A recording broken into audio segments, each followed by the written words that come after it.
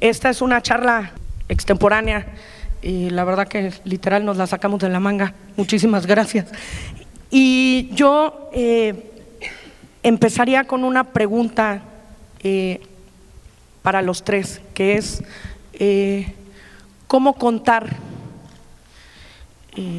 desde la izquierda? ¿Qué se necesita hacer para contar un gobierno, para contar un partido, para contar una propuesta diferente? Bienvenidos. Muchas gracias. ¿Tú mismo?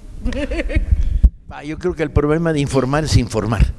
Durante mucho tiempo las mecánicas informativas del sistema lo único que generan es eso que llamamos ruido mediático. 3 tanques en Polonia. Y no te enteras de nada, no hay profundidad, es pura superficie. Pero además con un corte manipulado, siempre tratando de hacer chocar las iniciativas progresistas y encontrarles la doble vuelta, la maligna visión que descalifica o que contrapone o enfrenta. A esto hay que añadir que la izquierda tiene una sorprendente capacidad para no informar bien. Yo creo que se ha generado a lo largo de los años y esta dificultad para informar viene de la estructura jerárquica, de ten cuidado, no digas esto, mejor no di lo otro, y no de la clara confianza de que a la gente se le habla de cara a cara, sin mayores problemas, sin reverencias, sin vueltas, y que a veces las informaciones pueden ser contradictorias, y lo que hacen es abrir discusión, punto de vista, debate. Nuestra inhabilidad la suma el que el periodismo, incluso el bien intencionado, se ha construido sobre la base de declaración de funcionario importante, eso es la nota, y la investigación, de tal manera que se producen fenómenos verdaderamente notables de desinformación. Inaugura una escuela el presidente Zedillo en Chiapas y declara, la educación va por buen camino. Sí, chinga, pero ¿qué no caminó el periodista 3 metros y no vio que la escuela no tenía techo? ¿No vio eso? ¿Que la escuela no tenía baño? ¿Que la escuela no tenía maestros? Entonces, esta superficialidad de tomar la nota de lo declarativo, que además rellenan los periódicos de editoriales, no están ustedes hasta la madre de los editoriales. Los editoriales son lugares donde uno opina, y uno lo que quiere no es que opine, lo que quiere es que informe, ¿sí? Que cuente, que diga, que dé materiales para pensar. En ese sentido, revertir este fenómeno pues no es fácil, es complicado, y tiene que ver con la actitud con la que informamos, el ir de cara a la gente, el contar, el difundir y el sobre todo coordinar, porque se produce la información desde centenares de fuentes y muchas veces de ellas con carácter contradictorio. No es el hilo negro. Nosotros, la brigada ha comprobado una y otra vez que si informas, generas pensamiento crítico, generas debate, generas opinión y sobre todo generas una reacción ante la realidad, y que muchas veces el tono estirado de informar hay que sustituirlo por el tono de la crónica. Te pones por delante y dices, yo vi y miré y oí y dije y la señora me contó. No hay manera de que no evitemos que el universo esté contenido en un grano de arena, como dirían los budistas marxistas, ¿no? Ya sonrían, chingapa, de veras qué falta de sentido del humor tenemos últimamente en la izquierda. ¿Ustedes conocen algún pinche budista marxista? Porque yo no. Hay una, perdón compañera, retiro lo dicho. Una izquierda sin sentido del humor es derecha, chinga, formalmente. Entonces, esta necesidad de poner por delante el testimonio vivo y someterlo a reflexión, ofrecerlo como material a compartir, puede permitir cambiar el tono. Nos vamos a encontrar con un gobierno próximo que va a informar mal, va a informar contradictoriamente, va a informar conflictivamente, va a avanzar y retroceder según las reacciones que se producen. lo cual no le quita virtudes. Es el gobierno de una nueva democracia y está toda madre. Ya nos tocaba, ya lo queríamos, ya lo necesitamos y ya va a llegar. Pero va a tener frente a eso una maquinaria desinformativa de un poder inmenso. Y yo creo que pensar en esta maquinaria desinformativa, en la que las cosas no se explican, ¿no?, sino que simplemente hay un dedo flamígero que señala al culpable López y a todos sus achichincles en fila para abajo, no va a ser fácil de neutralizar si no volvemos prioritario dentro de la izquierda la contrainformación. Lo logró este país en el 68 a través de centenares de miles de chavos que estábamos repartiendo volantes, lo logró en las campañas electorales, desmintiendo las obvias mentiras, etcétera, y entonces tenemos que afilar la capacidad de contrainformación, la contrarreforma, luterana además, ¿sí? Bueno, pues ahora por lo menos se rieron 4. La contrainformación. Y la contrainformación no es ofrecer muy elaboradas versiones, sino ofrecer información fidedigna y sólida que contradice la oleada brutal que va a desatar el sistema.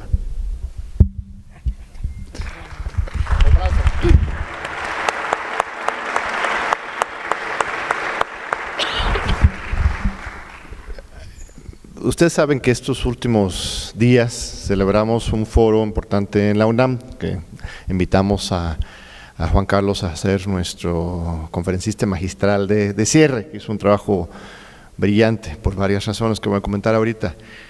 Pero simultáneamente estos mismos días, exactamente las mismas fechas, del 7 y 9 de noviembre, la Coparmex también organizó un foro para reflexionar sobre el presente, el futuro del país, y su conferencista magistral de cierre fue Tony Blair. Casi a la misma hora estaban hablando Juan Carlos Monedero en la UNAM y Tony Blair en algún hotel de Polanco, no sé en cuál era. Para mí esto refleja algo muy profundo. México siempre ha estado pues en el centro, en la vanguardia, a veces atrás, pero formando parte de las grandes transformaciones globales y históricas. Momentos estelares como la Revolución Mexicana, el levantamiento zapatista, desde luego, pero siempre, en cada momento histórico, México ha estado ahí. Y hoy, dado el contexto internacional, con Trump, con Bolsonaro, con la ultraderecha avanzando incluso en Suecia, ¿no?, de los países que supuestamente tenía ya consolidada más clara este consenso social, democrático, para no decir socialdemocracia, pero una apuesta real para la justicia dentro de un sistema capitalista. Se nos están colapsando todos los sistemas y las apuestas de innovación en Sudamérica en particular. Y México hoy, de manera, pues, uno podría decir sorpresiva, pero la verdad es que no es una sorpresa, ¿no? Hemos estado en esto desde hace décadas, ¿no? Tendríamos que haber sido los primeros en 88 en iniciar esta ola de la izquierda en la zona. 2006 era justo cuando México tenía que entrar junto con los otros países de América Latina en esta revuelta regional a favor de la izquierda, y nos lo robaban una y otra vez. No era inevitable una victoria, incluso todos ya sentíamos en alguna parte de nuestras conciencias de que quizás pues ya es para siempre esta derrota. Pero sabíamos también en nuestros corazones que esto iba a salir adelante. Hoy México se coloca en un centro neurálgico de los grandes debates ideológicos y políticos internacionales, simbolizados por la presencia simultánea de uno de los señores más desacreditados, que en su momento representaba precisamente la tercera vía, pero que fracasa y cae en el desprestigio internacional desde la invasión a Irak, pero desde otros fracasos directamente en políticas en Reino Unido. Y por otro lado, el eje progresista entre España y México, Podemos, Morena, genera una esperanza global. A mí me parece que si queremos derrotar una y otra vez, porque ya nos derrotamos una vez, pero cada día tiene que ser una victoria nueva, a estos desinformadores, estos chayoteros, estos plumas y voces sicarios al servicio de un poder de muerte, de explotación, tenemos que mantener, y esto es lo que nos invita a hacer todos los días Andrés Manuel, el relato histórico profundo. Por eso nos propone esto de la cuarta transformación, la cuarta república. Por eso nos invita a hablar realmente sobre las coordenadas del poder social, y no solamente una transición, una modernización institucional, sino sobre un cambio de régimen. Él está planteando, y de eso escribo hoy en Proceso, a ejercer el mismo gobierno desde la oposición. Y esto irrita terriblemente. O sea, ¿cuál ha sido el eje del crítico intelectual de las últimas semanas? La portada de Proceso la semana pasada, en las entrevistas con Gustavo de Hoyos, con Diego Valadez, colega de la UNAM. La idea es que ahora que llega el gobierno, Andrés Manuel tiene que dejar atrás este espíritu de la oposición y de lucha. Tiene que ser responsable institucional. Esas palabras, pues sí, tiene que ser responsable institucional. Uno está de acuerdo en principio, pero lo que quieren decir con eso de responsable institucional es que tiene que gobernar con prista. A partir de la hipocresía, la unidad de arriba, la exclusión de los de abajo, el pacto por México, incorporar absolutamente todos con el fin de no incorporar absolutamente nadie. Y Andrés Manuel lo que está haciendo, lo que vimos directamente en la consulta y lo que hemos visto desde siempre, es que él se niega a elegir entre partido y movimiento, ¿no? Entre gobierno y oposición. Él quiere ser gobierno y oposición a la misma vez. Y esto tiene lógica, Juan Carlos lo ha dicho en sus conferencias estos días. Cuando el poder pierde el poder, no perder el poder, pero el poder económico, internacional, financiero, estos calificadores que salen ya con acciones políticas en contra del gobierno a partir del aeropuerto, a partir ahora de las comisiones bancarias, o sea, están haciendo acciones políticas. Cuando ellos pierden control sobre las instituciones públicas, gubernamentales, pues lo único es que pierden un arma, siguen, se retrotraen y desde los otros espacios de poder siguen disparando. Y el hecho de que ahora nosotros tenemos ese arma que se llama gobierno, no debería en su esencia cambiar la lógica de lucha y de transformación. Desde el gobierno, mira, Paco Ignacio Taibo a cargo del Fondo de Cultura Económica, por Dios, no creo, y lo ha dicho claramente, no se va a convertir en un burócrata.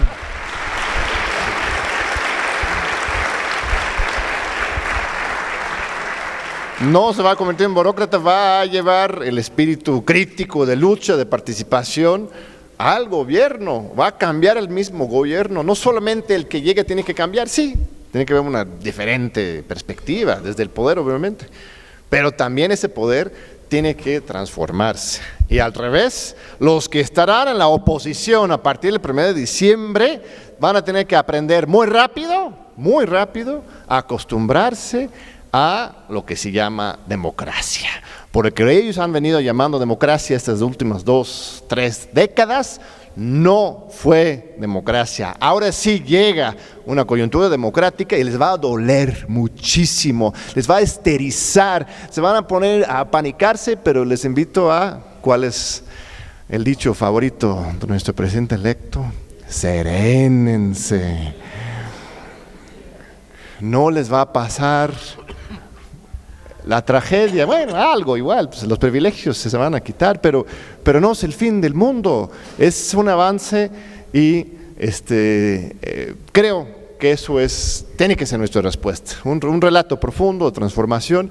Es lo que nos invita a hacer Andrés Manuel, mientras los medios todos los días nos quieren distraer con, como dice Paco, las declaraciones más recientes, los errores que se cometen desde el gobierno, por supuesto, pero siempre estar con la mirada histórica, internacional y con mucha confianza y solidez con respecto a lo que estamos logrando en México y además el ejemplo que estamos poniendo al mundo entero de que sí se puede, aun en este momento de colapsos políticos e ideológicos, sí se puede generar una nueva alternativa de izquierda, de transformación y que puede surgir de México y irradiar para todo el mundo. Bueno, muchas gracias.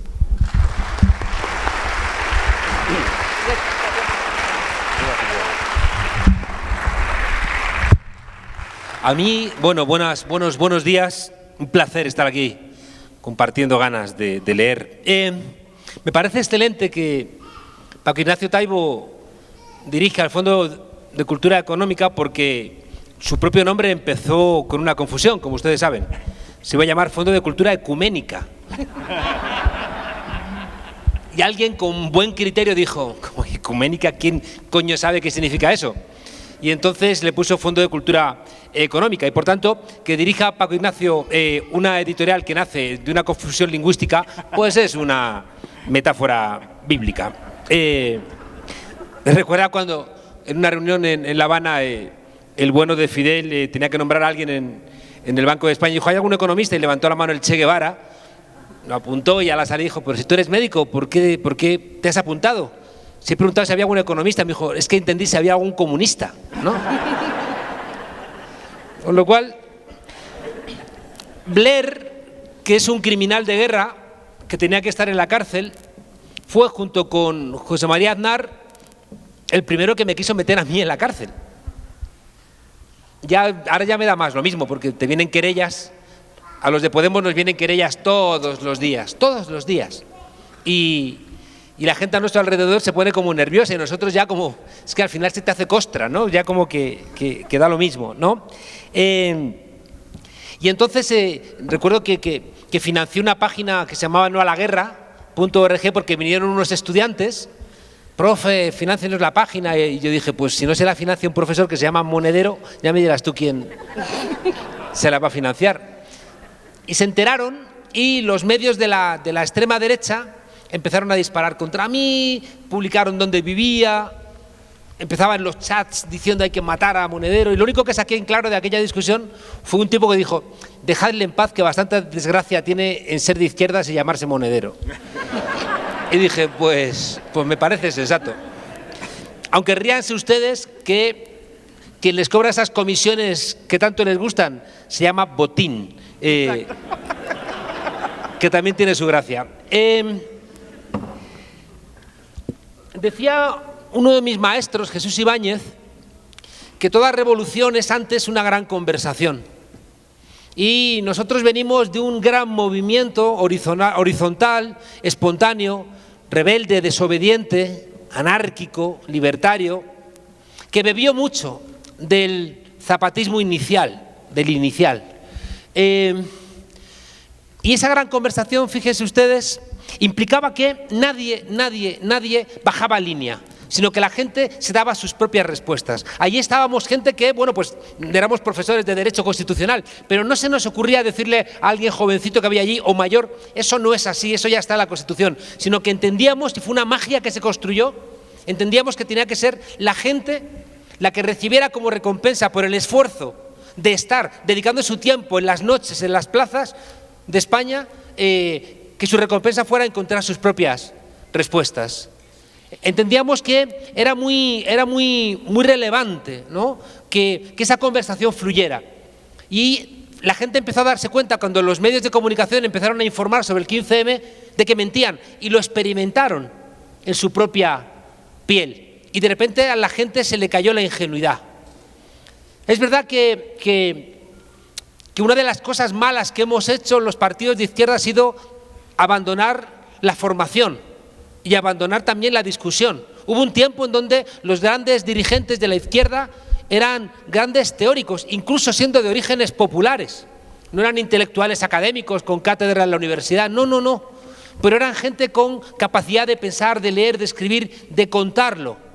Y de alguna manera esa gente nos vacunaba, ¿no?, en su propio discurso contra las grandes mentiras del poder. Y yo creo que eso es uno de los elementos que la izquierda tiene que repensar.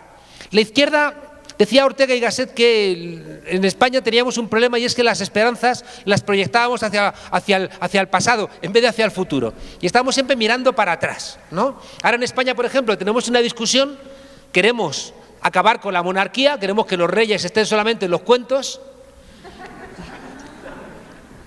y resulta que hay una parte de mi país que quiere regresar el discurso de la Segunda República. Y les contamos, eso es perder, porque llevamos 80 años, la dictadura más lo que llevamos de democracia, con un discurso donde la Segunda República está vinculada estrictamente a la guerra, a las privaciones, a la violencia. Y por tanto, lo inteligente, fíjense ustedes, es los que realmente quieren una tercera república, es plantearlo en términos de democracia. ¿Cómo es posible que un rey lo sea, un jefe de Estado, por fecundación, como dijo anoche Pablo Iglesias? O sea, ¿cómo es posible que este señor tenga ese privilegio de ser rey de España sin elegirlo nadie, solamente por genealogía familiar? Si lo planteamos en términos de democracia y oligarquía, a eso está ganado. Si lo planteamos en palabras equivocadas, estamos perdidos. Y aquí hay una discusión que es esencial. En el caso de Podemos, asumimos que partíamos de una derrota, y eso nos generó mucha discusión con la izquierda clásica. La izquierda clásica siempre quería hacer valer su heroísmo, y tenían razón, porque ha sido muy heroica la izquierda durante el siglo XX, y quería mantener sus símbolos y sus banderas y sus cantos. Y nosotros le decíamos que eso es apostar a perdedor. Nuestra obligación es ese espacio antaño llamado izquierda, reconstruirlo, porque las preguntas de la emancipación siguen vigentes. La pregunta de la libertad, de la igualdad, de la fraternidad sigue vigente hoy en día en todos nuestros países, pero las respuestas no pueden ser las mismas. Y ahí entonces teníamos una pelea por el lenguaje. Fíjense que estoy planteando una cosa que no es lo que ha hecho la izquierda, que fue abandonar directamente la discusión. No se discutía de nada. Incluso en España la socialdemocracia renunció a todo el arsenal teórico de la izquierda y, claro, se quedó en la más absoluta nada y fue rehén de la última moda.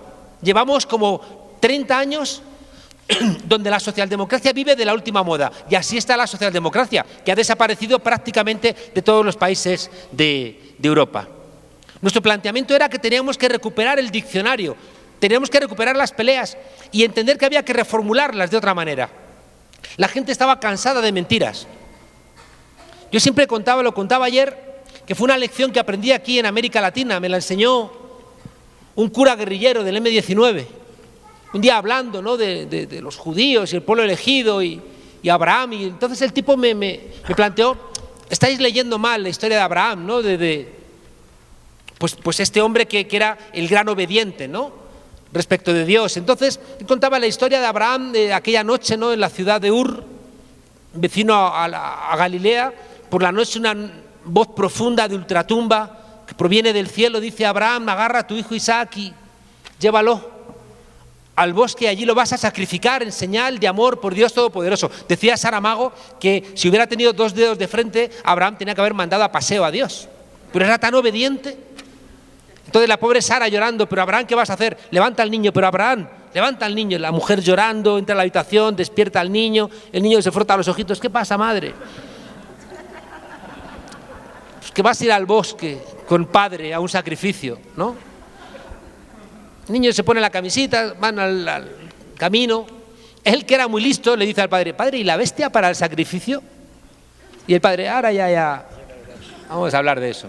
El caso es que llegan a un claro, allí agarra al niño y con ese mandato divino lo pone encima de unas maderas, le abre la camisita, saca el puñal y cuando está a punto de descargárselo en el pechito, se oye una voz profunda de ultratumba del cielo que dice: Abraham, detente, ya me has demostrado tu amor por mí.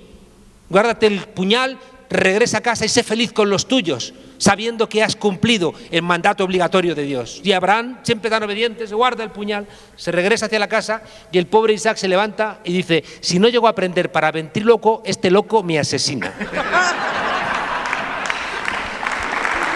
¡Ahí!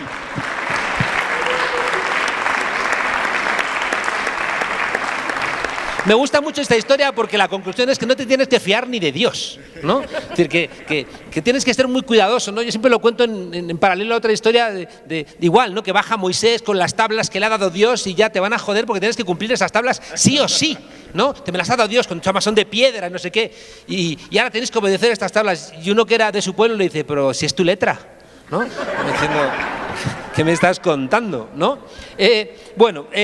Con esto lo que quería trasladarles es que siempre ha habido en la izquierda, somos descendientes de los teóricos de la sospecha, de Marx, que nos enseñó a sospechar del capital, de Freud, que nos enseñó a sospechar de los que tenemos entre las piernas pene, Saussure, que nos enseñó a sospechar de los que tienen voz. Saben ustedes que el infante es el que no fona, el infonis. Entonces, siempre que no fonas, hace falta un adulto que es el que habla por ti. Por eso esa infantilización de los pueblos lo que busca siempre es que haya un adulto que sea el que hable por nosotros. Venimos de las sospechas, tenemos que tener herramientas para desconfiar, tenemos que tener herramientas para pensar que nos están engañando, porque si no lo tenemos, al final, como decía Malcolm X, terminaremos, ¿no?, odiando a las víctimas y amando a los verdugos. Y no es nada fácil, porque ellos tienen todas las herramientas. Hay un librito que les recomiendo, que es de 1919, si mal no recuerdo, incluso puede ser del 17, creo que es del 17. Es un libro que le costó al pobre Kautsky el adjetivo para toda la vida del renegado Kautsky, ¿no?, que se llama la dictadura proletaria y el renegado Kautsky. Entonces, en ese libro es muy interesante porque Kautsky, que no era ningún idiota, Kautsky era el albacea de la obra de Marx. Después de Engels era el que tenía la misión de articular toda la obra de Marx, no era ningún idiota, ¿no? Pero claro, Kautsky decía: es que aquí vamos a hacer la revolución a través de las elecciones. Y claro, le decía a Lenin: me estás asustando a la gente. O sea, deja de fusilar a los Romanov, deja de hacer este tipo de cuestiones porque me los asustas. Igual es del 19 entonces. Y claro, le contesta Lenin en un texto que para mí es de una validez absoluta aquí también, en el contexto mexicano. ¿Por qué? Porque le dice Lenin a Kautsky: mira, idiota, ¿qué me estás diciendo? O sea, que tenemos nosotros el poder, tenemos el gobierno. El poder lo tienen ellos, que tienen el ejército, los medios de comunicación, los bancos, las universidades, el dinero, la diplomacia, las relaciones internacionales. Tienen absolutamente todo, todo. Si nosotros no hacemos fuerza para intentar parar a esta gente, nos derrotan. ¿Y qué era muy importante en la reflexión de Lenin? Era la Comuna de París de 1871. ¿Por qué? Porque en la Comuna de París, que Marx les dijo: no vayáis, que no tenéis fuerza, que es Prusia, que es el ejército de Thiers en Versalles, que no tenéis armas, que es una locura, pero allí los locos se lanzaron y las locas a saltar los cielos. Termino contando dos anécdotas que no lo son tanto vinculado a la Comuna de París y a la pregunta tuya de qué es lo que tiene que hacer la izquierda. En una de los hechos de la Comuna de París, bajaban de Montmartre ya derrotados, ¿no?, donde había comenzado la lucha porque no habían querido entregar los cañones al ejército prusiano, y bajaban atados, ¿no?, los comuneros y las comuneras, y de repente aparece un general a caballo que le dice al sargento: me vas a desatar a todos los que están atados que tengan el pelo gris. Y el otro: ¿por qué? Que te digo que me obedezcas. Entonces el otro no entendía nada, pero los desata, y ese general con unos soldados los lleva frente a un muro y allí mismo los fusila. Y el sargento le dice: ¿pero qué demonios has hecho?, ¿no? Y le contesta: no entiendes nada, estamos en 1871 y la última revolución fue en 1848 y la reprimimos a sangre y fuego, y pese así, estos cabrones del pelo gris, que ya eran mayores de edad en 1848, se han vuelto a levantar. Estos son los peligrosos y por eso hay que fusilarlos. Primera lección: la izquierda claro que necesita memoria, Claro que necesitamos saber de dónde venimos. Claro que tenemos que saber cuál es el aire de familia, de la fraternidad, que es de donde nace realmente el pensamiento de la izquierda, ese hermanamiento entre hombres y mujeres frente a cualquier tipo de poder. Pero cuidado, si somos honestos con esa herencia de la fraternidad, tenemos la obligación de reinventar las respuestas en cada momento, igual que cada generación tiene que leer a Marx. ¿Qué vas a leer a Marx según las lecturas de los mayores? No, ellos lo leyeron según sus necesidades. Nosotros tenemos que leerlo según las nuestras. Me llevan los demonios cuando voy a reuniones de la izquierda y están vendiendo libros de Rosa Luxemburgo en la entrada. Y digo, qué pena que no esté Rosa Luxemburgo entre el público porque les patearía el culo a todos por idiotas. O sea, leyendo todavía cosas cuando no tenemos respuestas concretas para los problemas que nos implican que no nos damos cuenta y nos quitan el poder otra vez. Por tanto, claro que memoria, pero la memoria tiene que servirnos precisamente para reinventarnos cada vez. Y el segundo elemento de la Comuna de París, que me pareció espectacular cuando lo leí, Bismarck, resulta que la guerra franco-prusiana había derrotado a los ejércitos de Versalles y cuando comienza la Comuna de París toma la decisión de soltar a todos los soldados franceses que tenía en sus cárceles, muchos de ellos campesinos que odiaban a París.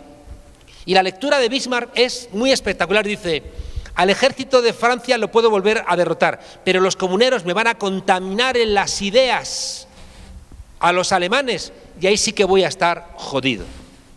Es decir, la derecha es más consciente a veces que nosotros mismos de la fuerza de las ideas. Son más conscientes de lo que implica. La conclusión, y perdón por haber hablado tanto, ya me pueden clavar un cuchillo de obsidiana en el corazón. Yo lo dije ayer, se lo dije a John Ackerman en la UNAM, dije, yo creo que me invitan para clavarme un cuchillo de obsidiana por aquello de las carabelas y... Son ustedes unos rencorosos. Bueno, ¿Están de acuerdo? Sí.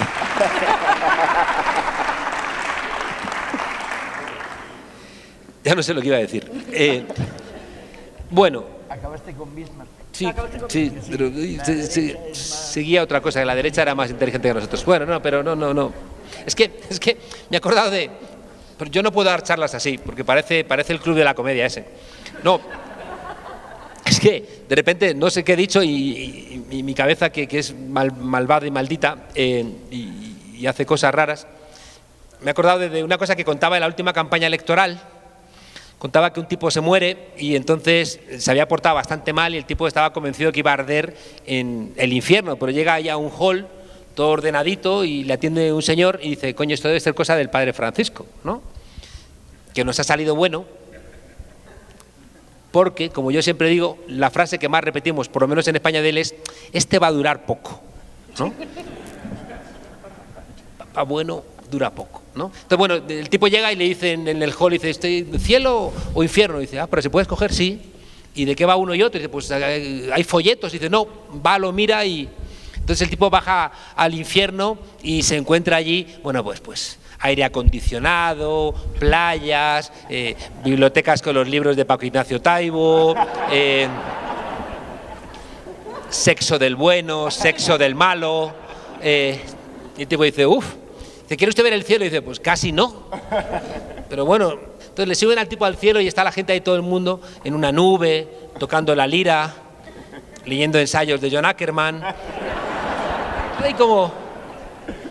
Dice: bueno, ¿qué quiere usted, cielo o infierno? Y dice: no, infierno. Entonces lo bajan al infierno y nada más entrar le empiezan a dar latigazos, le muerden perros, le clavan pinchos, le atan a un palo ardiendo, está allí la gente del Excelsior diciendo: canalla, ¿no? Y el tipo dice: pero ¿qué ha pasado? Pero si ayer vine esto era maravilloso. Y le dice el diablo: ya, pero es que ayer estábamos en elecciones, ¿no?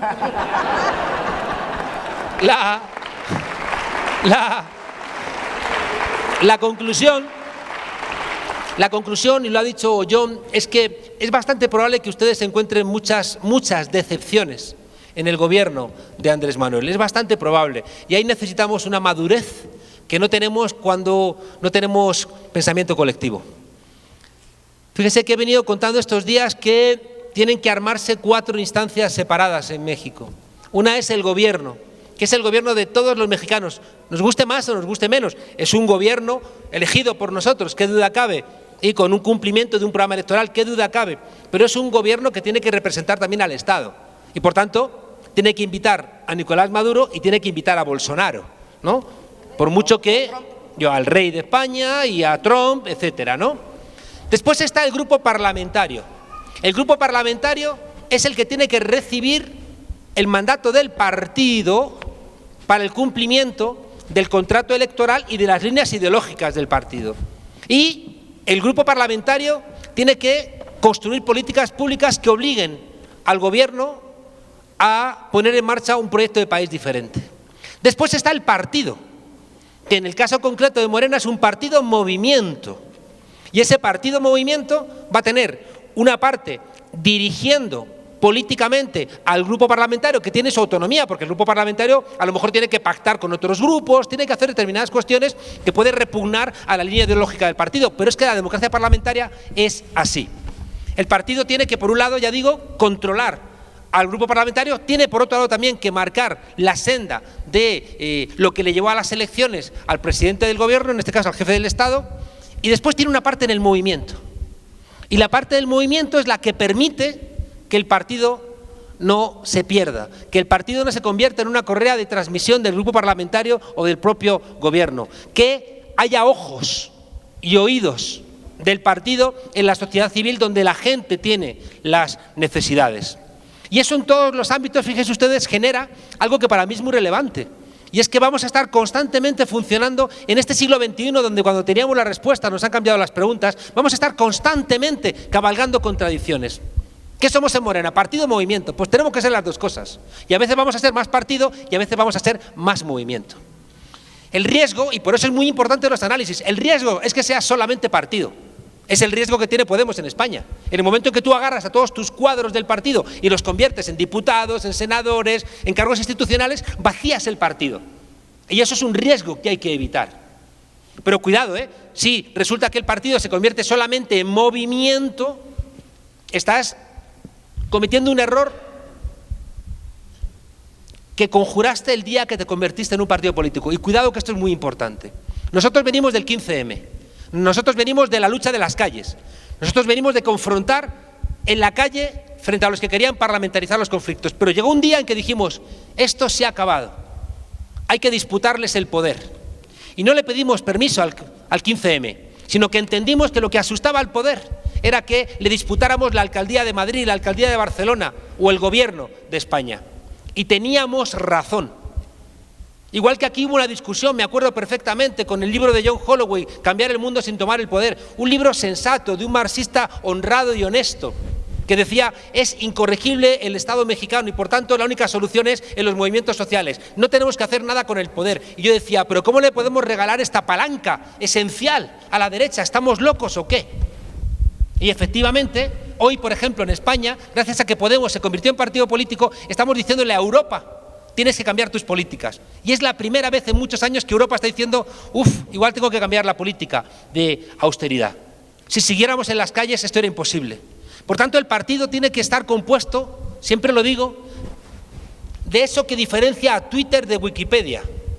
Twitter es un vertedero, donde vale igual la opinión de Einstein que de un creacionista, ¿no? ¿Qué diferencia a Twitter de Wikipedia, que es la enciclopedia más potente que ha creado la humanidad? Que en Wikipedia hay un grupo de 2000 bibliotecarios, que casi todas ellas y ellos eran gente que venía de hacer entradas en esa enciclopedia. Estos 2000 bibliotecarios tienen que ser como la luz, onda y partícula, tienen que garantizar que las voces de la enciclopedia son correctas, son objetivas, funcionan, no responden a intereses ni ideológicos, ni de partidos, ni de empresas, ni de gobiernos, pero al mismo tiempo no tienen que desincentivar a 24 millones de personas que gratuitamente están colaborando en hacer esa enciclopedia. ¿Saben cómo se solventa esto? Como lo están solventando muchas empresas en Europa, que ya no tienen un CEO, ya no tienen un community manager ejecutivo. ¿Y saben de dónde se está basando esa información? Del funcionamiento de nuestro propio cerebro. En el cerebro no hay ninguna neurona que diga, yo soy la jefa. En cambio, ¿por qué tenemos esta máquina tan poderosa encima de los hombros? Porque hay 80 billones de sinapsis. Están constantemente intercambiando información. La conclusión es que el partido movimiento, para no meter la pata de disolverse y convertirse en eso que siempre hemos dicho que le pasa a las olas, que solamente existen cuando hay viento. Y hay una parte del fervor que ha llevado a Andrés Manuel al gobierno que dentro de 3 meses va a ser diferente. Y tenemos la obligación de prever, o como se dice ahora, prever. Le pone más es y parece que ves más, pero no, es prever. Tenemos la obligación, ya digo, termino, tenemos la obligación de en el partido tener ese grupo de bibliotecarios, que son, como decía Lorca, misioneros patológicos, gente con conciencia, gente que entiende que muchas veces el partido nos va a dar nuestros mayores disgustos. Lo decía Andreotti, hay amigos íntimos, amigos, adversarios, enemigos, enemigos profundos y compañeros de partido, ¿no? Pero ahí la única posibilidad es la consciencia. Y esa consciencia, que siempre por tal consciencia social tiene que ser generosa, opera con lo que nos diferencia a la gente progresista de la gente conservadora. Y es que la gente progresista confiamos en los demás, mientras que la gente conservadora no confía en los demás. Y el argumento del egoísmo, el argumento de gobiernos fuertes, el argumento del castigo, es gente que justifica su propio comportamiento y su propia desconfianza de los demás en esos gobiernos autoritarios. Nosotros miramos hacia otro lado. Esa generosidad, esa consciencia no es innata, sino que hay que construirla. Y por eso ese partido-movimiento va a ser diferente leyendo otra vez. Esa izquierda generosa, consciente, que lee, deja de ser melancólica, deja de ser como ese payaso lleno de pintura vieja, agrietada, que se mira en el espejo dándose pena. Esto es una cita de opiniones de un payaso. Es culta, como estaba hablando de libros, me estaba haciendo el culto. La conclusión la dijo Gramsci. Instruíos, porque necesitamos toda nuestra inteligencia.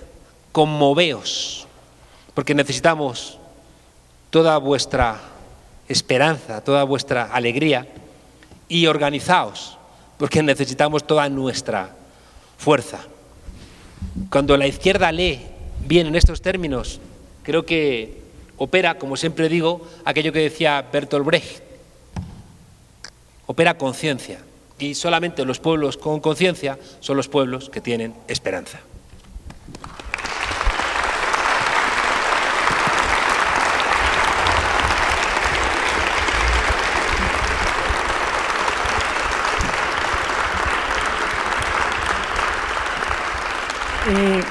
Quiero contarles que en este momento tenemos gente conectada desde los lugares más extraños y variados.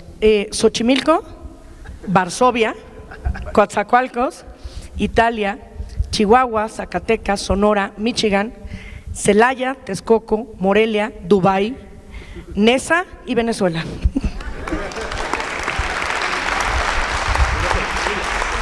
Hay un grupo de estudiantes chinos que nos siguen regularmente. Avisen por favor cuando lleguen los japoneses, ¿no? Que son uno de nuestros grupos más, un grupo de mexicanos que está estudiando en Japón, que se conectan a todas nuestras ferias. Sí, también tenemos estudiantes en China que se conectan, pero los japoneses, digamos que son de los más fieles. Nuestro grupo de japo-mexicanos son los más fieles. Mandan paquetes de dulces. Y mandan regalos y mandan dulces. ¿Sí? Se agradece. Escuchando, tengo quizás el privilegio de militar en 2 partidos, de tener doble nacionalidad y de poder militar en 2 partidos. Y al mismo tiempo que es un privilegio, me crea unas contradicciones profundas, de unos enojos, de unas envidias permanentes de un país al otro, ¿no? O sea, de que me gustaría que hicieran unos que no hacen los otros y viceversa. Y una de esas envidias más grandes fue cuando de pronto descubrí que podía haber un documental sobre Vista Alegre, ¿no? Vista Alegre fue este congreso, digamos como el primer congreso en el que Podemos dio hacia afuera, con periodistas y con público, una batalla interna sobre qué queremos cómo queremos en el partido. Y me llevaba a un tema muy importante que creo que nos hace muchísima falta en México, no solo como partido, como gobierno, como movimiento, que es la transparencia. ¿Cómo vives esa transparencia como político? ¿Qué reservas, qué no reservas y qué enfrentas? Dejamos que nos grabaran 500 horas. O sea, nacimos como partido y hubo un grupo de cineastas que nos grababan literal hasta cuando íbamos al baño. Decíamos, oye, aquí también, ¿no? O sea, aquí no vamos a innovar mucho, ¿eh? Y les dimos libertad también para después sacar la obra que quisieran. Y es una película que se llama Política Manual de Instrucciones, ¿no? De Fernando León, de Aranoa. Yo creo que la verdad es revolucionaria. Y creo que la transparencia tiene mucha fuerza. Creo que, lo planteaba antes Paco Ignacio, o sea, los medios de comunicación han desinformado de siempre. O sea, yo en mis clases, cuando he explicado comunicación, siempre empezaba con la historia del arzobispo de Canterbury, ¿no? que iba a viajar a Estados Unidos y le dicen, tengan cuidado usted, ahí, monseñor, que los periodistas allí son muy canallas y se la van a liar, y dice, ya voy advertido, ¿no? Y hace su travesía en el barco, y cuando baja del barco hay muchos periodistas y dices, arzobispo, ¿es verdad que va a visitar usted a las prostitutas que hay en el entorno del muelle? Y el tipo, alertado, dice, no sabía que había. Dice, pero hay prostitutas en el entorno del muelle. Y al día siguiente los periódicos titulan, nada más bajar del barco el arzobispo pregunta por los burdeles, ¿no? O sea, los medios de comunicación han tergiversado históricamente. La clase obrera, para vencer esa tendencia, construyó la propia prensa obrera. Pero la prensa obrera dejó de leerla a todo el mundo, la prensa de partido dejó de leerla a todo el mundo. Tenemos ejemplos en países que han comprado medios de comunicación y la audiencia que llega a la prensa gubernamental es del 10%. Y dices, ¿para qué estás comprando medios de comunicación si nadie te escucha, ¿no? Yo creo que hemos verificado, y ahí no tenemos que ser ingenuos, que hay muchas cosas que hacemos en nombre de la transparencia que solamente se nos aplican a nosotros. La derecha nunca se las va a aplicar. Nosotros publicamos en la página del partido hasta las comidas. Y eso es un problema porque los medios de la derecha solamente tienen que ir ahí y empezar a inventar cosas. Tienen un poco de verdad, ¿no? Monedero ha ido a México y ya empiezan sobre eso. Monedero con calcetines rojos ha ido a México. Y sobre los calcetines rojos, como contaba Humberto Eco, te construyen toda una historia, ¿no? Tenemos que atrevernos a la transparencia. Si ven ustedes el libro de 800 páginas que hizo Ignacio Ramonet a Fidel Castro, al final el viejo Fidel dice, seguramente en lo que más nos equivocamos fue en pensar que los trapos se lavaban en casa. Porque esa lavandería siempre estaba cerrada o muy lejos o no estaban las llaves. ¿Saben por qué? Porque todos los errores que no analizamos y explicamos nosotros nos regresan explicados por la derecha.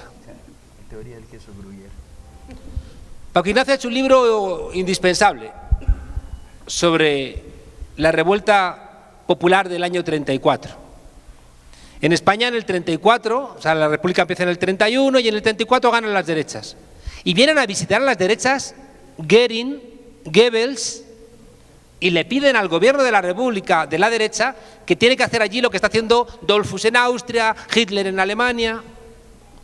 Y ese levantamiento popular es un levantamiento para defender de manera revolucionaria los logros que estaba consiguiendo la República para las mayorías humildes. ¿Qué ocurre? Que la izquierda como que decidió correr un tupido velo sobre la revolución de octubre del 34 porque pensaban que nos habíamos portado mal. ¿Y saben para qué ha servido eso? Estrictamente para que la derecha diga que la guerra civil no empezó con el golpe de Estado del 18 de julio del 36, sino que empezó con la revolución de Asturias del 34. Es decir, cada vez que hay un error y lo queremos tapar, nos equivocamos. Y ahí aparece una cosa que forma parte de lo que les he dicho hace un momento, que creo que es esencial. ¿Por qué les he dicho que tiene que haber una diferenciación entre la jefatura del Estado, la fracción parlamentaria, el partido y la sociedad civil movimentada, ¿no? Y es porque a todo el mundo le molestan las críticas. A todo el mundo. Mi experiencia en México es que la gente que hacía política siempre se colgaba de alguien y lo acompañaba, ¿no?, como asistente, y esa persona, en el momento en que le decía algo a su señorito que no le gustaba, era defenestrado. La conclusión, nunca le decían nada. Entonces el emperador siempre estaba desnudo, pero nadie se atrevía, como en el cuento famoso. Claro, alguien tiene que decirle al emperador que está desnudo. Estoy convencido de que buena parte del fracaso que hay ahora mismo en los partidos, en los gobiernos de la izquierda latinoamericana, es por el fracaso del partido. Porque el partido no fue capaz de convertirse en partido-movimiento. Y allí hay un elemento, lo contaba ayer, que para mí es esencial. Estoy convencido, convencidísimo, porque es la experiencia en todo el mundo, de que los que sostienen una buena parte de todas las redes comunitarias, de todas las redes políticas, de todas las redes de protesta, son las mujeres. Y resulta que las mujeres siempre están ausentes después de la posibilidad de tomar decisiones. Y les pongo dos ejemplos que creo, no lo he estudiado con detenimiento, pero he hablado con bastante gente y creo que ha sido así. Cuando Rosario Murillo y Daniel Ortega deciden pactar con el cardenal Obando, que era un tipo que había santificado a la contra, y renegar del aborto, donde encarcelan a mujeres si abortan aunque hayan sido violadas por hombres delincuentes, ¿no? Resulta que las mujeres del Frente Sandinista perdieron esa batalla.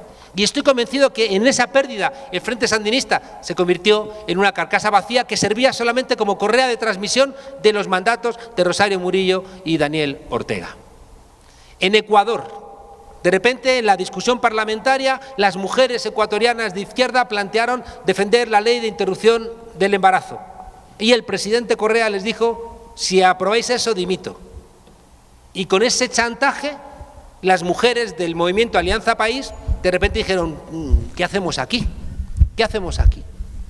Estoy convencido de que en todos nuestros países, un partido con la capacidad de criticar, y por eso no puede ser correa de transmisión, sin más, ni del gobierno, ni de la fracción parlamentaria, ni de los diputados, ni de los senadores, y por eso les decía que tiene ese juego tan complicado. Para mí la gente más inteligente tiene que estar en el partido, porque el partido es el que tiene que garantizar que el gobierno hace bien su tarea, pero al mismo tiempo tiene los oídos bien atentos a las necesidades del pueblo, y es el que tiene la flexibilidad, y es el que acompaña, y es el que piensa, porque cuando estás en tareas de gobierno no tienes tiempo para pensar, lo urgente siempre devora a lo importante.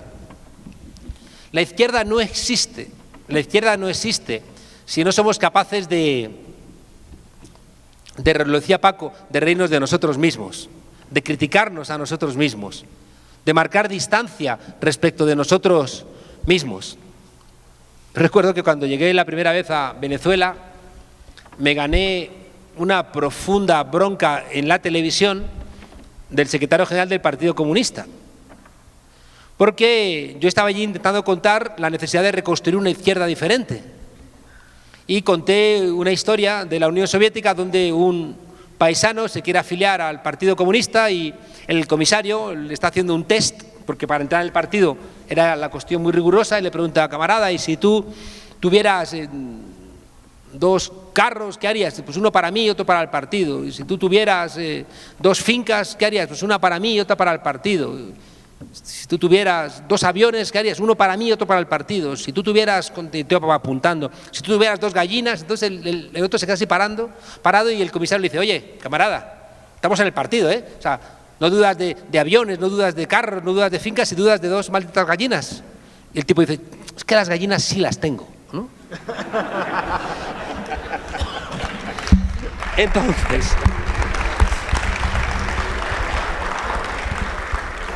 Entonces, la izquierda que no se ríe de sí misma es una izquierda opaca.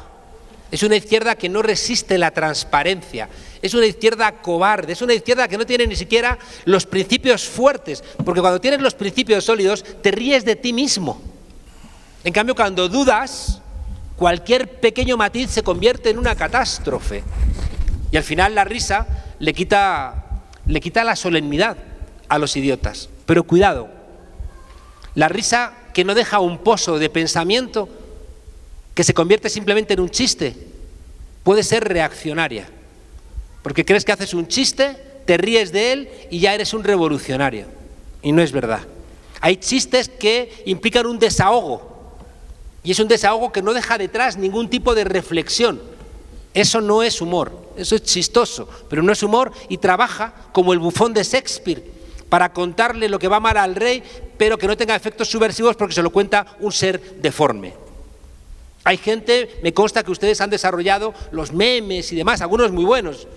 Ayer leía uno de Peña Nieto así absolutamente desencajado diciendo: mañana tengo un examen de orina y no he estudiado nada. ¿No?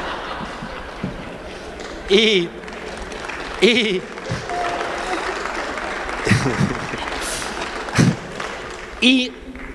me parece estupendo, ¿no? Porque le quita esa solemnidad al poder y lo hace vulnerable. Pero cuidado con pensar, ya digo, que riéndonos simplemente transformamos las cosas. Riámonos de nosotros mismos, que creo que es lo que la izquierda hizo cuando empezó a decirle a los poderosos: ¿por qué demonios quieres tanto si yo no tengo nada?